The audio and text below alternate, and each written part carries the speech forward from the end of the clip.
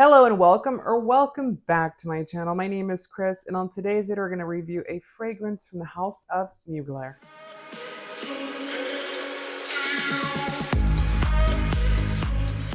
So on today's video, I am wearing purple for a very special fragrance. This fragrance has captured my heart since before I started working in actual cosmetics and, selling fragrance and education and all that good stuff.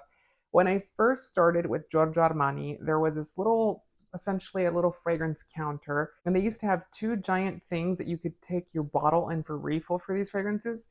One of those fragrances was Alien, the other one was Angel. And the fragrance that I fell in love with was not Angel, unfortunately, but I did love the fragrance of Alien. It was always an icon in my book, and it still is an icon in my book.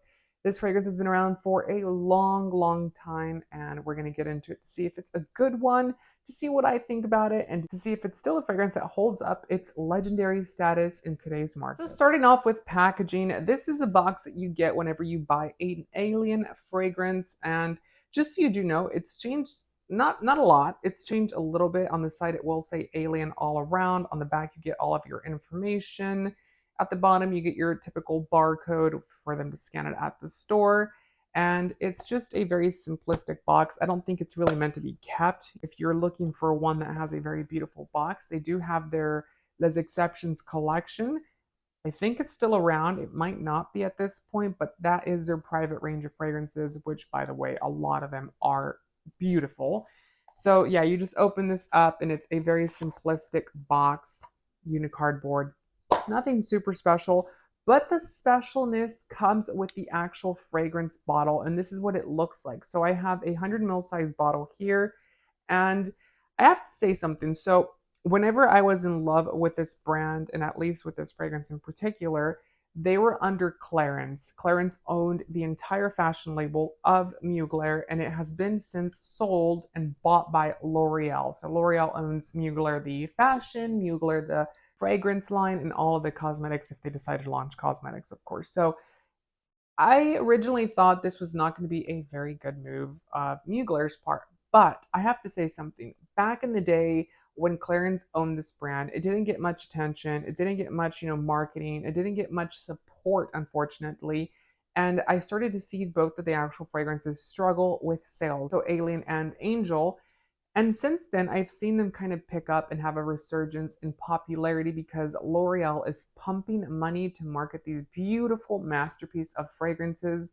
So that makes me happy because they do deserve attention. They do deserve hype. They do deserve love because they are such beautiful fragrances. So the bottle itself is designed to mimic Thierry Mugler's vision of an outer world experience. If you've ever seen Thierry Mugler's designs, they're very out of this world. They're very beautiful. They're very sophisticated, very elegant. But the bottle itself is the color purple and cut like a crystal because it's designed to look like the semi-precious stone of amethyst. So that's a very beautiful trait that this bottle does have. It's very revolutionary for its time.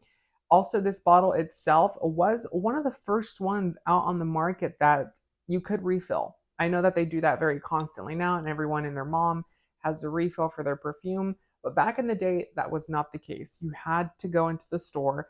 Mugler was one of the only brands, if not the only brand, that you took it in store.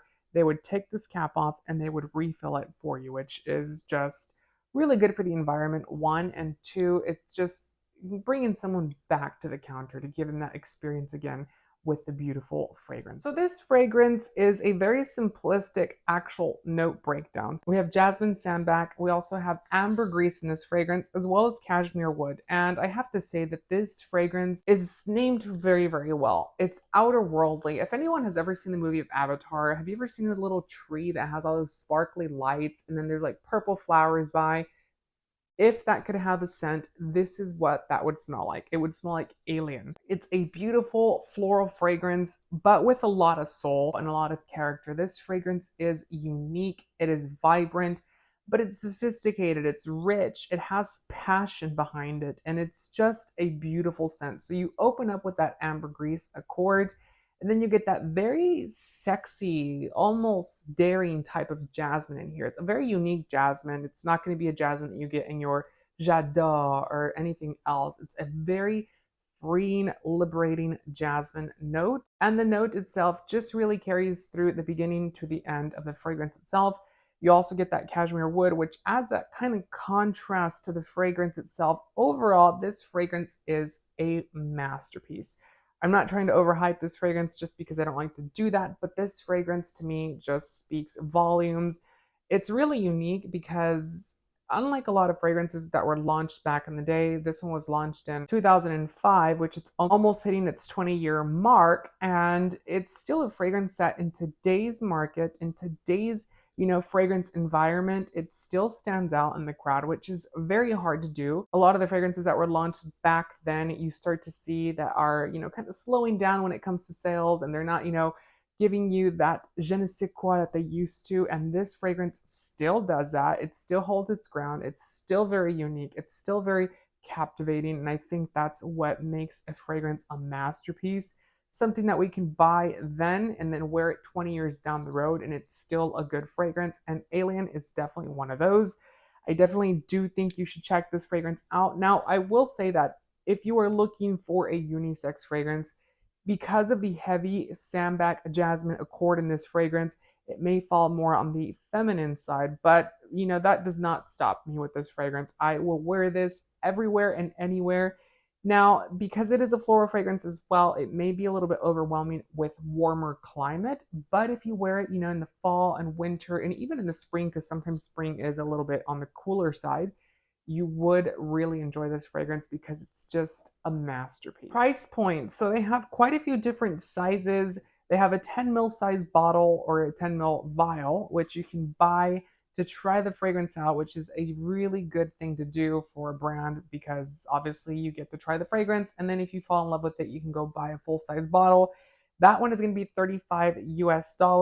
You can also get a 60 ml size bottle, which is a little less than a 1.7 because 1.7 I think is 70 mils.